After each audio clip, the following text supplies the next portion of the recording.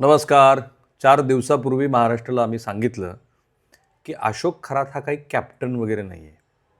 तो 10वी नापास आहे आणि या भामट्यानं आपलं घर सोडल्यानंतर 22 वर्ष तो कुटुंबाच्या संपर्कापासून दूर होता.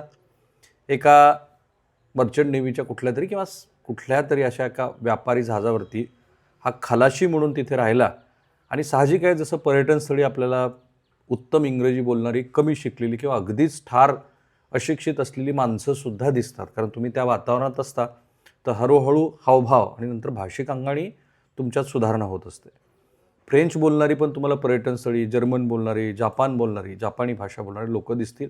याचं नेमकं तसंच झालं. 22 वर्ष हा मोठा काळ आहे.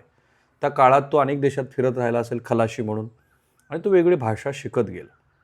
आता हा 10वी नापास आहे हा भामटा. हे जेव्हा आम्ही महाराष्ट्राला सांगितलं तेव्हा लोक अचंबित झाले, की इतकी उच्च शिक्षित, राजकारणात उच्च पदस्थ असलेली आणि IAS आणि IPS दर्जाची अधिकारी मंडळी या भामट्याला बळी कशी पडली, की आम्ही जे सांगतो त्यात आणखी पुराव्याची गरज आहे. आलाच तो पुरावा. हा 10वी नापास असलेला अशोक खरात, ह्याचं खरं नाव अशोक खरात नाहीच आहे. ते लक्ष्मण खरात आहे. आणि अशी व्यक्ती की जी सतत गुन्हेगारी मानसिकतेत असते, त्यावेळेला त्याला माहिती असतं की पुढं आपल्याला आयुष्यात काय करायचं आहे. त्याप्रमाणे त्याने गॅझेटियरद्वारे त्याचं हे नाव बदलून घेतलं आणि मी तुम्हाला जर असं म्हणालो, की तो नाशिक सिन्नर परिसरात कार्यरत झाल्यापासून त्याला नाशिकमधल्या लोकांनी 3 ते 4 वेळेला बेदम मारहाण केली. दैनिक सकाळनं, कारण मी श्री उत्तम कांबळे सरांशी बोललो, जुलै 2005 मध्येच याच्या ह्या काळ्या कारनाम्याची माहिती दिली होती आणि म्हणून साधारणपणे ह्याच्यात अडकलेले जे लोक दिसत आहेत ते नाशिकमधले फारच कमी आहेत. अहिल्यानगरमधलेही फार कमी आहेत. जे कोणी लोक आहेत ते बहुधा बाहेरून आलेली मंडळी किंवा बाहेरचे लाभार्थी आहेत आणि त्यामुळं नाशिककरांनी, एक तर किस्सा असा आहे की यांनी स्वतःच्याच कुटुंबातल्या एका सदस्यावरती गैरवर्तन केलं, बळजोरी केली. त्याच्यानंतर त्या चिडलेल्या व्यक्तीने ह्याच्या अंगावरती ट्रॅक्टर घातलं आणि त्याचा हात त्याच्यातनं अपघातग्रस्त झाला, की जो त्याला उचलता पण येत नाही. आणि तेच बघून ह्याचे जे सेवक आहे, ज्यापैकी एकाने त्याच्या कुटुंबातल्या सदस्यावरती गैरवर्तन करण्याचा प्रयत्न केल्यानंतर ते स्पाय कॅमेरे लावले आणि ज्याच्यातनं हे सगळं महाराष्ट्राला बघायला मिळतं, which is very unfortunate. So हे सेवक, हे त्याचा अपघातग्रस्त असलेला हात हा बघून त्याला भरवत वगैरे होते, त्याचे इनर्स पण धुत होते आणि म्हणून त्यावेळेला त्याचा हा जो मार्कमेमो आहे तो माझ्या हातात आहे, जो तुम्ही आता स्क्रीनवरती बघताय, तो समजून घ्यायला हवा. लक्ष्मण एकनाथ खरात याचा मार्च 1983 सालच्या SSC परीक्षेच्या गुणपत्रिकेचं हे विश्लेषण आहे, ज्याला शाळा नोंदणी रजिस्टरप्रमाणे आम्ही केलं आहे. लक्ष्मण खरात याचा आसन क्रमांक आहे 25-23-41. त्याचा निकाल आहे अनुत्तीर्ण, फेल. त्याला एकूण 700 पैकी 251 गुण मिळालेत आणि त्याच्या गुणाची टक्केवारी 35.86 आहे. त्याला भाषा मराठी विषयामध्ये 100 पैकी 39 गुण, भाषा हिंदी 100 पैकी 47 गुण, भाषा इंग्रजी 100 पैकी 37 गुण, गणित 100 पैकी 28 गुण, इथे अपात्र म्हणजे तो फेल आहे. विज्ञान 100 पैकी 62 गुण, सोशल सायन्स 100 पैकी 38 गुण आणि एकूण गुण त्याचे 700 पैकी 251 आहेत. म्हणजे लक्ष्मण खरातला गणितात 100 पैकी केवळ 28 गुण मिळालेत. त्यावेळी उत्तीर्ण होण्यासाठी किमान 35 गुणांची आवश्यकता होती आणि आत्ता जसं स्पोर्ट्सचे गुण, तुम्ही शाळेत जे काही केलेल्या घटक चाचण्यातल्या सहभाग आणि शाळा व्यवस्थापनाच्या वतीनं दिलेले गुण, त्यामुळे आत्ता प्रत्यक्षात मुलांना केवळ 20च गुण मिळवायचे असतात. तेव्हा तशी स्थिती नव्हती आणि त्यामुळं हा निकाल अनुत्तीर्ण म्हणजे फेल लागला आहे. इतर सर्व विषयामध्ये तो उत्तीर्ण झाला आहे, पण भाषिक विषयातले त्याचे गुण बघा 35-37 वगैरे आहेत. त्याला सर्वाधिक विज्ञानात गुण मिळालेत 62.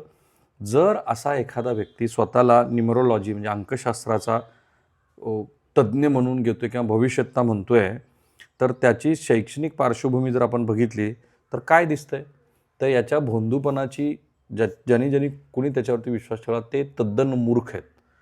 आणि अर्थात लोक म्हणतील की ते त्याची 10वीची तेव्हाची गुणपत्रिका आहे, याला सिद्धी वगैरे मिळाली. अहो आता तरी सुधारा, कारण ह्या भामट्याला नाशिकमध्ये लोकांनी 3-4 वेळेला असं सटकावून काढलं आणि दैनिक सकाळनी जेव्हा ही वृत्तमालिका केली त्याच्यानंतर त्यांनी माफी मागितली होती की मी असं काही थोतांड करत नाही. दुर्दैव आहे आपलं, तर आता हा जो विरोधाभास दिसतोय, अंकशास्त्र हा पूर्णपणे आकड्यावर, त्याच्या गणितावर, बेरजेवर आणि त्यांच्या तार्किक संबंधावर आधारित असलेला विषय आहे. आता हा ज्याच्या त्याच्या विश्वासाचा भाग आहे. ज्या व्यक्तीला शालेय स्तरावर गणितात गतीच नव्हती, ती व्यक्ती अंकशास्त्रातले क्लिष्ट आकडेमोड कशी काय करू शकते, हे एक मोठं प्रश्नचिन्ह आहे.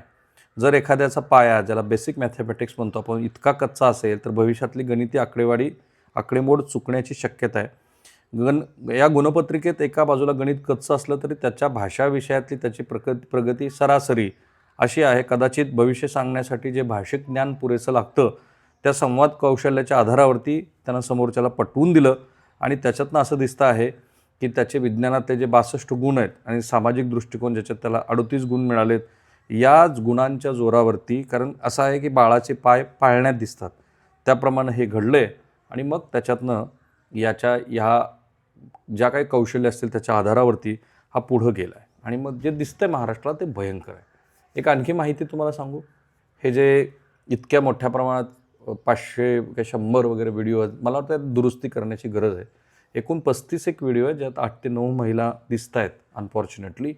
त्यांच्याशी संबंधित हे व्हिडिओ फक्त ते 1.5 महिन्याच्या कालावधीतले आहेत. त्याच्या सेवकानं जेव्हा हे लक्षात आलं की अरे हा भामटा तर आपल्याला नाही जगालाही फसवत आहे, त्याच्यानंतर त्यानं हे व्हिडिओ बनवलेत आणि त्यामुळं याची व्याप्ती अधिक असू शकते. पण तो जे काल म्हणाल ना कोर्टामध्ये की मला नाग पण माहीत नाही आणि वाघ पण माहीत नाही, तेही महाराष्ट्राला मी पहिल्यांदा सांगितलं की एका मोठ्या नागाच्या मदतीनं हा सगळ्यांना फसवायचा.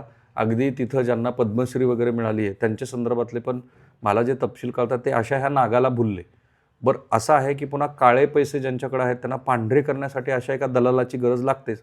तर या दलालाच्या माध्यमातून बरेच लोक हे आपला काळा पैसा पांढरा करून घेत होते. आणि शेजारचं एक अहिल्यानगर जिल्ह्यातला एक उपजिल्हाधिकारी आहे आणखीन एक, की ज्याचं ह्या सगळ्या याच्यामध्ये मोठं नाव येतं चर्चेला, ते येईल प्रत्यक्षात रेकॉर्डवरती तेव्हा आपण सांगू. पण श्री अभिजित भांडे पाटील हे तर नाव आलं आहे ना, उपजिल्हाधिकारी तथा सक्षम प्राधिकारी, त्याची बदली झाली आहे.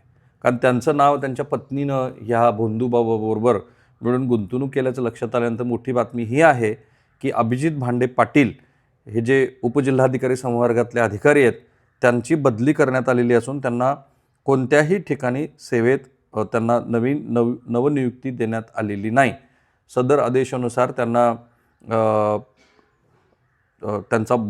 बदली करून त्यांना नवीन ठिकाणी, म्हणजे त्यांना प्रतिनियुक्तीवर सध्याचं जे पद आहे उपजिल्हाधिकारी तथा सक्षम अधिकारी झोपडपट्टी पुनर्विकास वगैरे, त्या ठिकाणांना त्यांची बदली करण्यात आली.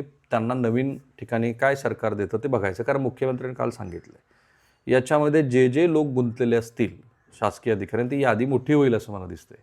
काही IPS अधिकाऱ्यांनी जेव्हा यातल्या एकानं हे उघडकीस आणलं होतं, त्याला बेकायदेशीरपणे ताब्यात ठेवून 10 दिवस प्रचंड मारहाण दिला, तर त्यांना आधी अटक करायला पाहिजे. कारण हे सगळे जे काही घडले ते त्याच्यानंतर घडले, हे वर्षभरापूर्वीची कृती आहे.